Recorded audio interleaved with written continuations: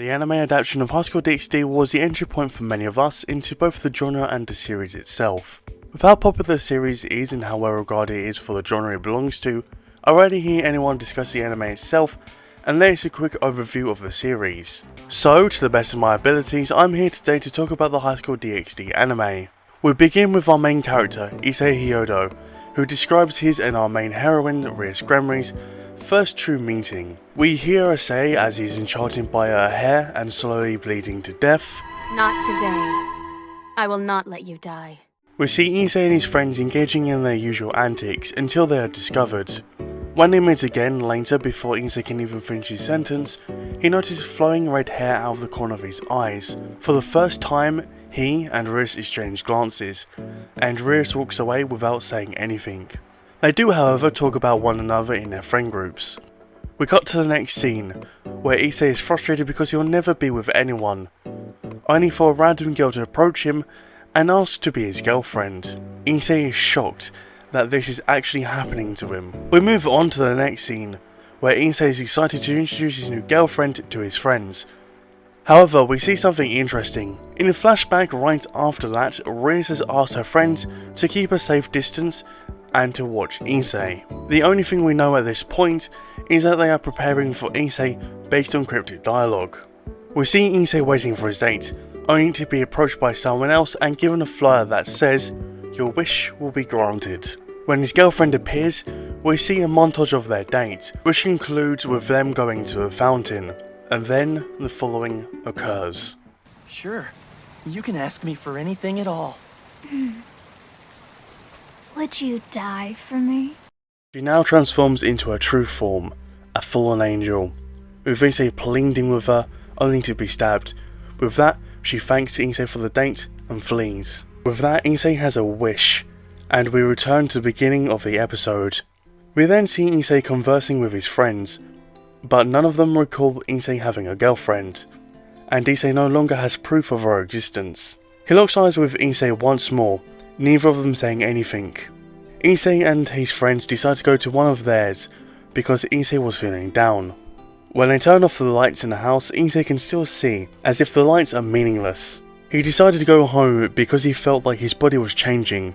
Hearing a mother and child in the distance, as if they were right next to him, he flees, terrified and perplexed.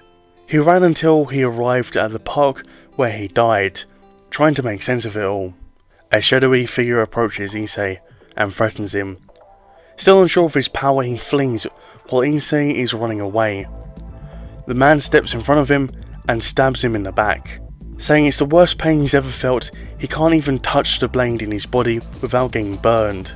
Before passing out, he notices Rias approaching to save him, with her friends preventing the strange man from doing anything else to him.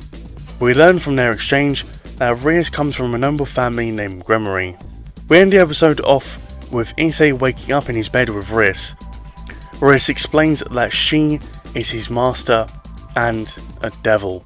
Rewatching this episode put in perspective to me how great it was. It was a great opening towards the series, and it put together future plot points well. Now, I'm definitely guilty of this, but a lot of people start from episode 2 to onwards. Reason being is that it's a lot more faster paced to start from there, and to be honest, you don't really miss a whole lot, but I can safely say now that you are having a major disservice towards yourself if you're not starting from episode 1. Now, I'm briefly going to say this: yes, if you really want a great experience with School DxD, then the light novels are the way to go. However, if I was a light novel reader before this, I will be singing the anime's praises. The reason being, it's a great adaptation of the light novel's source. When it comes to the biggest praise I can give this episode, it would definitely be how it handles the main two characters, Rias and Issei.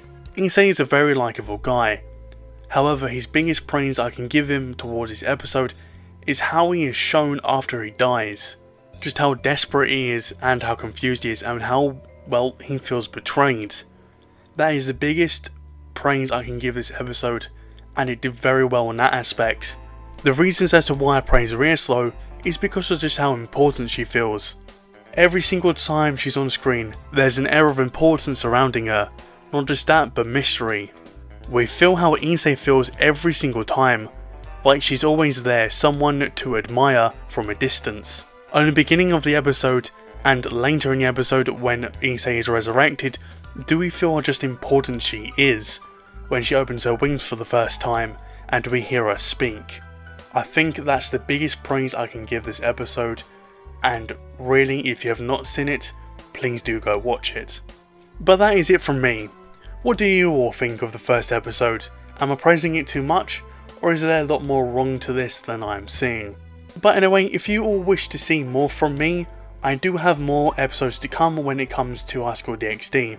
Not only that, there is a lot more stuff DxD related on my channel. But with that being said, this has been me, Fifth Milk, and I hope to see you all in the next video. Take care, everyone.